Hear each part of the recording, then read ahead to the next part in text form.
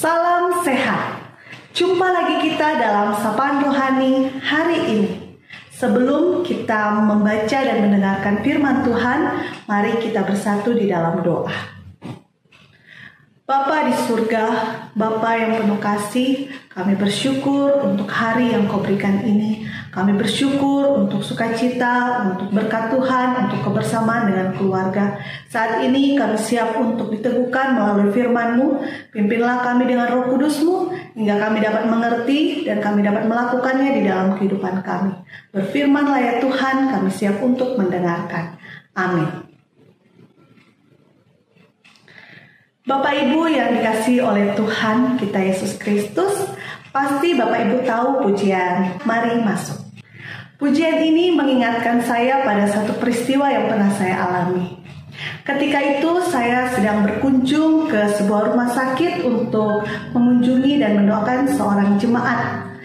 Saya pergi bersama dengan rekan-rekan sepelayanan saya. Kami datang untuk berdoa bersama pendeta, dan saat itu kami cukup lama bersama jemaat yang sedang kritis ini dan juga keluarganya. Setelah beberapa jam kami berada di rumah sakit, tiba-tiba kami mendengarkan sebuah berita dari teman dekat jemaat yang sedang kritis ini. Dia berkata bahwa dulu jemaat yang sedang kritis ini dia pernah mempercayai kuasa-kuasa yang selain daripada kuasa Tuhan Yesus, dan itu juga baru diketahui oleh keluarganya. Kembali lagi saat itu kami mendoakan jemaat yang sedang kritis ini bersama dengan Bapak Pendeta. Kami berdoa memohon ampun kepada Tuhan atas perbuatan yang dulu pernah dilakukan oleh jemaat yang sedang kritis ini. Kemudian setelah beberapa jam kemudian dan pendeta juga udah kembali pulang, saya dan beberapa teman-teman saya, kami berpikir apa yang bisa kami lakukan, karena kondisi masih tetap sama. Bapak jemaat ini masih tetap dalam kondisi yang sedang kritis. Lalu kami berpikir untuk bagaimana kalau kami berdoa dan memuji Tuhan. Kami terus memuji Tuhan, lalu tiba-tiba saya teringat sebuah lagu, Mari masuk, masuk hatiku ya Yesus. Kami menyanyikan lagu ini dengan penuh penghayatan, dengan penuh keyakinan bahwa kami membutuhkan Tuhan saat itu.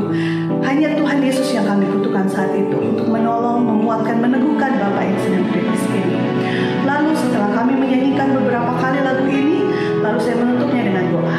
Setelah saya membuka mata, setelah kami selesai berdoa, ternyata Bapak ini sudah menghembuskan nafas terakhirnya. Dan kami percaya ketika kami menyanyikan pujian ini, dia sudah mempersilahkan Tuhan Yesus masuk dalam hatinya. Dia sudah menyerahkan hidupnya agar Tuhan Yesus bertakhta atas hidupnya. Bapak Ibu, saudara-saudari yang dikasihi oleh Tuhan, hati manusia seperti rumah yang kosong yang digambarkan oleh Tuhan Yesus di dalam Matius 12 ayat 43 sampai ayat 50. Kita akan membaca sama-sama Matius 12 ayat 43 sampai ayat 50. Apabila roh jahat keluar dari manusia, ia pun mengembara ke tempat-tempat yang tandus mencari perhentian, tetapi ia tidak mendapatnya. Lalu ia berkata, "Aku akan kembali ke rumah yang telah kutinggalkan itu." Maka pergilah ia dan mendapati rumah itu kosong, bersih, tersapu, dan rapi teratur. Lalu ia keluar dan mengajak 7 roh lain yang lebih jahat daripadanya, dan mereka masuk dan berdiam di situ. Maka akhirnya keadaan orang itu lebih buruk daripada keadaannya semula. Demikian juga akan berlaku atas angkatan yang jahat ini. Ketika Yesus masih berbicara dengan orang banyak itu, ibunya dan saudara-saudaranya berdiri di luar dan berusaha menemui dia. Maka seorang berkata kepadanya, "Lihatlah, ibumu dan saudara-saudaramu ada di luar dan berusaha menemui engkau." Tetapi jawab Yesus kepada orang yang menyampaikan berita itu kepadanya, "Siapa ibuku dan siapa saudara-saudaraku?" Lalu katanya, sambil menunjuk ke arah murid-muridnya, "Ini ibuku dan saudara-saudaraku. Sebab siapapun yang melakukan kehendak Bapakku di sorga, dialah saudaraku laki-laki, dialah saudaraku perempuan, dialah ibuku." Demikianlah pembacaan firman Tuhan. Dalam perikop yang kita baca ini, kita diingatkan Jika kita tidak mempersilahkan Yesus masuk dan tinggal dalam hati kita, maka kita membiarkan si jahat yang berkuasa atas diri kita. Jika si jahat yang berkuasa atas diri kita, kita tidak dapat melakukan kehendak Bapa di sorga di dalam kehidupan kita. Mari Bapak Ibu, saudara-saudari yang dikasihi oleh Tuhan, kita lihat hati kita masing-masing.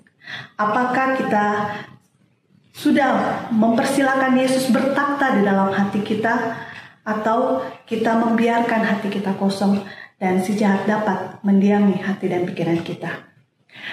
Mari kita melihat ke diri kita masing-masing, karena hati mencerminkan sikap dan perbuatan kita. Jika hati kita ada Yesus di dalamnya, maka yang kita lakukan adalah kehendak Yesus di dalam kehidupan kita. Tuhan menolong kita. Mari kita bersatu di dalam doa. Bapa di surga, terima kasih untuk firman-Mu. Ajarlah kami untuk terus mengingat bahwa di dalam hati kami hanya ada Engkau saja yang bertakhta, sehingga kami dapat melakukan kehendak-Mu di dalam kehidupan kami. Banyak hal yang terjadi dalam hidup kami, mungkin persoalan, pergumulan kami dapat membuat hati kami kosong. Tapi biarlah Tuhan, kami terus mengandalkan Engkau, kami terus percaya kepadamu, sehingga di dalam hati dan pikiran kami hanya Engkau yang bertakhta dan berkuasa, sehingga kami siap melakukan kehendak-Mu dalam kehidupan kami. Terima kasih ya Bapa, di dalam nama anak-Mu Tuhan kami Yesus Kristus kami sudah berdoa. Amin. Sekian sapaan rohani hari ini. Tetap semangat, Tuhan Yesus memberkati.